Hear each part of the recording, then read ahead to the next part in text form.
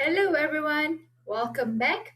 We're now still at topic 4, but this time we'll be covering on the topic of mediation. But before I moved on further with regards to the summary on what mediation is all about, let's check out the collaborative classroom at University of Leeds. It's something like our X-Space at Taylor's University.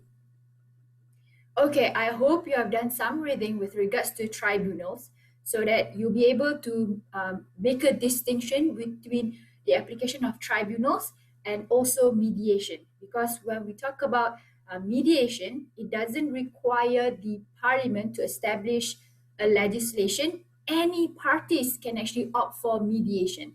So, what is mediation? Mediation can be defined as a process which involves a third party.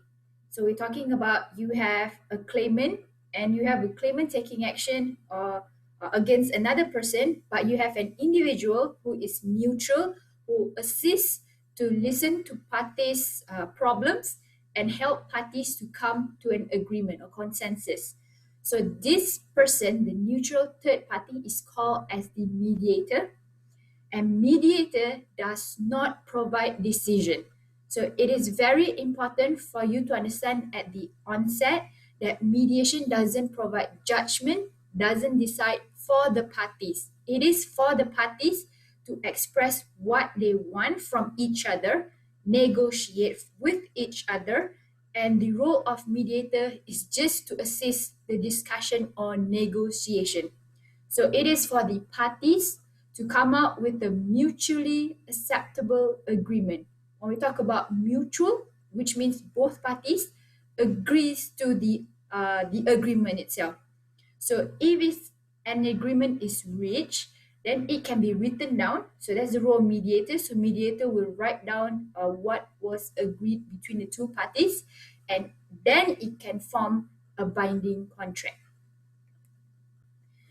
So the history of mediation, it has been used since back then, since long time ago. So that's why I put on the slide itself, since the ancient times. But it was not until the 1990s when it began to be accepted by the courts to be an alternative to the litigation. So which means instead of going to courts, because if there's any problem, everyone wants to sue each other. So we talk about suing, you need to go to court. But because everybody wants to sue each other, then judges have a lot of cases, then this create backlogs because there's too many cases, and sometimes there are so many ridiculous cases, but judges need to deliberate on those cases. So instead of going to courts, so why not party opt for an alternative? So why not opt for mediation? It's cheaper and it's faster, and in fact, it can enhance relationship between the two parties.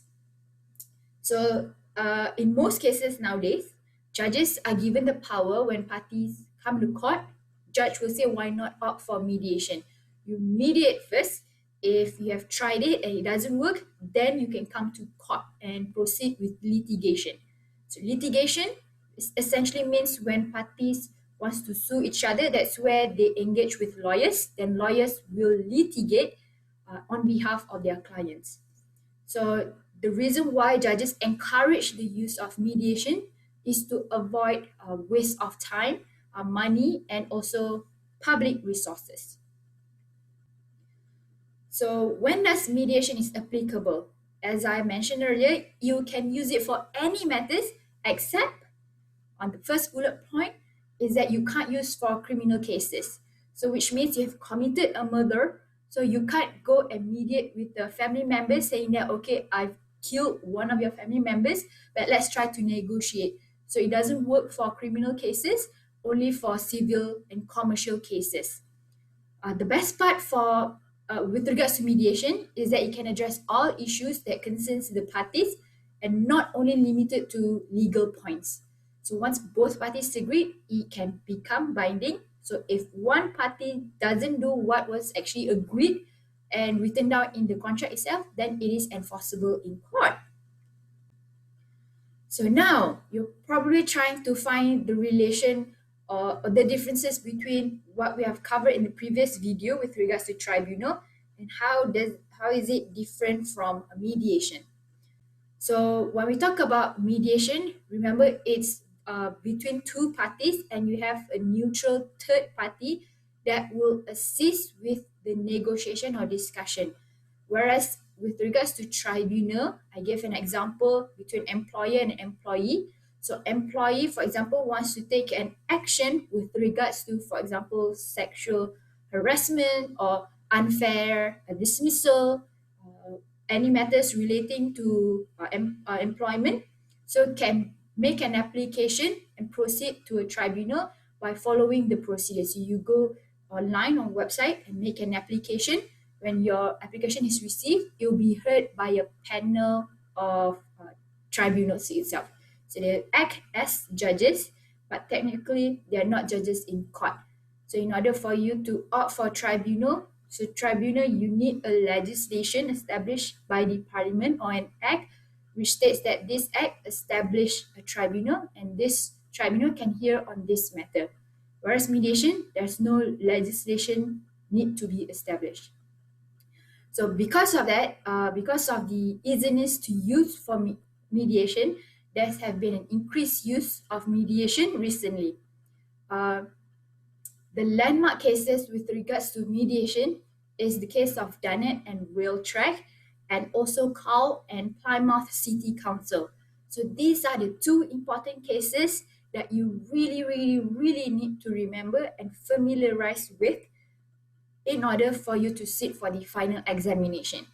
Because truth to be told, when questions come up with regards to alternative dispute resolution, it's fairly easy, except that sometimes when students write with regards to the advantages and disadvantages of mediation, they omitted to include cases.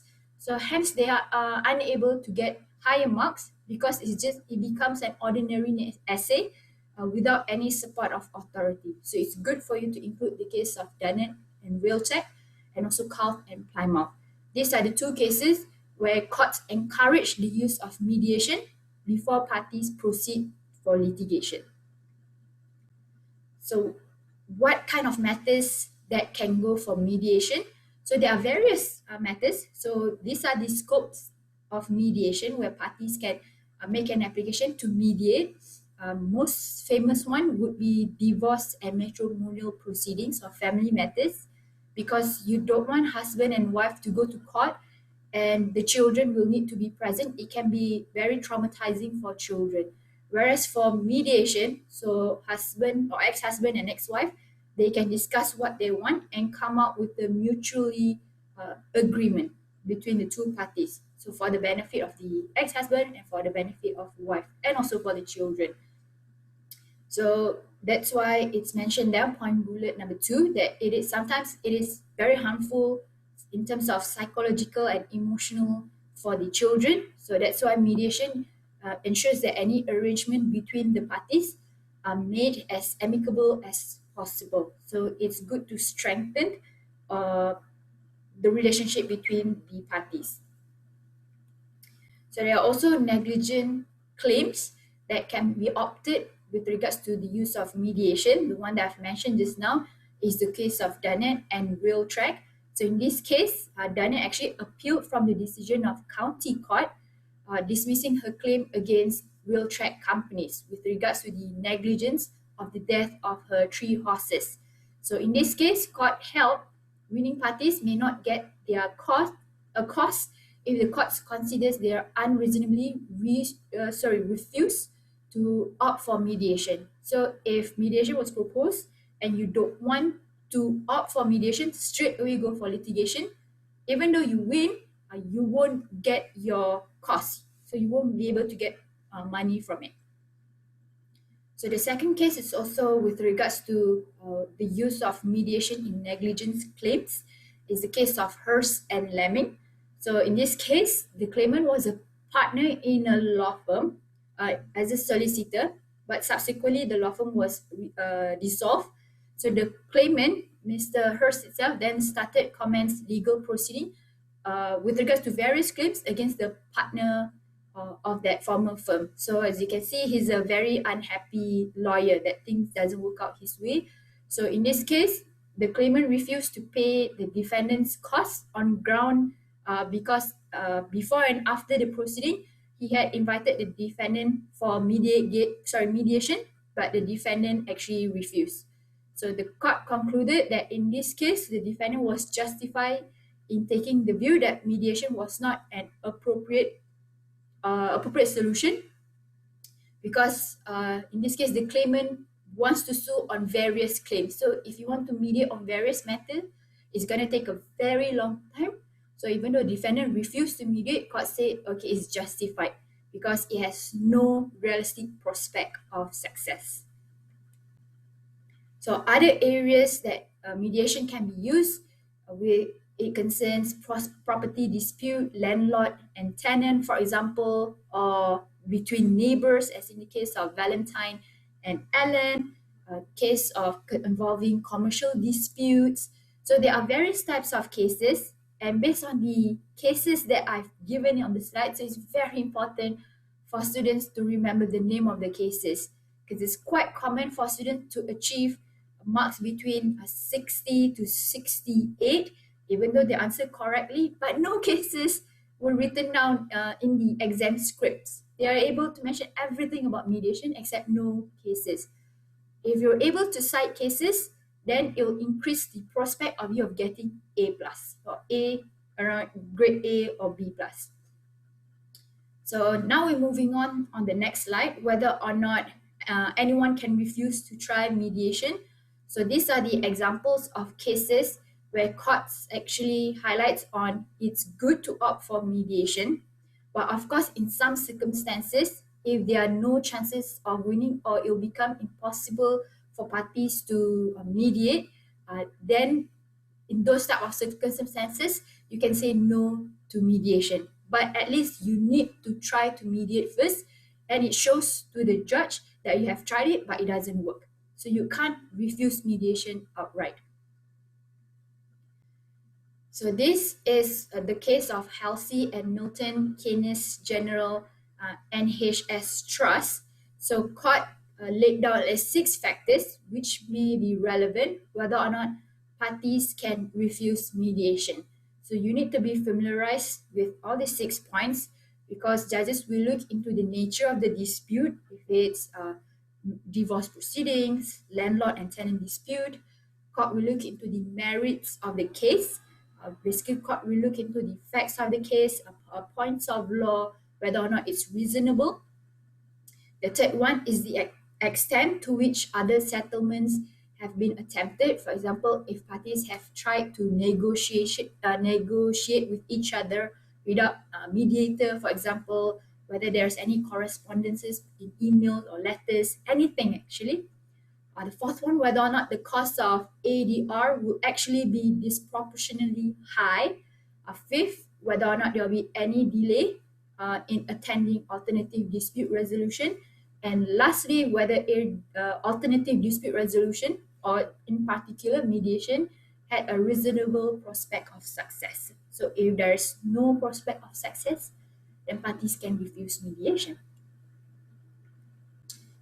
So now we're coming to the last part of the lesson with regards to the advantages and disadvantages of mediation. So when we look at the advantages, as you can see on the slides, it's pretty longer as compared to the disadvantages. So it shows that there are more benefits as compared to the disadvantages when it comes to mediation. The advantages includes a flexible process, so it can take place, for example, in this collaborative classroom, meeting room, seminar room, shopping malls, you name it, wherever. So it's very flexible in that sense.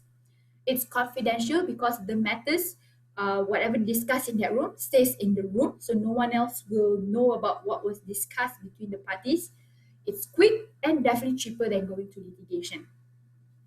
It is within the parties' control because parties are the one that discuss with regards to the outcome that they want from the mediation.